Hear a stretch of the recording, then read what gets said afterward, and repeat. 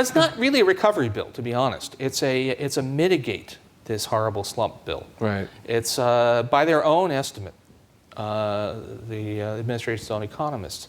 The effect of the bill will be that the unemployment rate in late 2010 will be 6.2% instead of 8%. That the unemployment rate will peak at a little over 8 instead of peaking at 9%. By the way, almost surely the forecast was, even though it was made only a few weeks ago, is excessively optimistic. But it's and then it sort of fades out. So if you actually look at it, it reduces the average unemployment rate over the next 3 years. I did this arithmetic by about 1.2 percentage points, which is not much because we're looking at a very high average rate of unemployment over the next 3 years. But it's less bad, significantly less bad than it would otherwise be.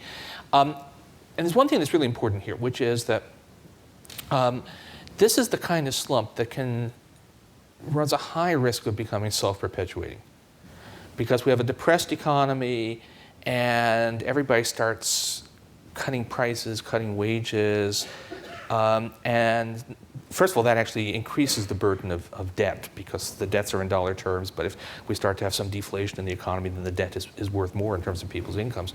But also it creates an expectation that prices and wages are going to continue to fall in the future. And nobody wants to borrow.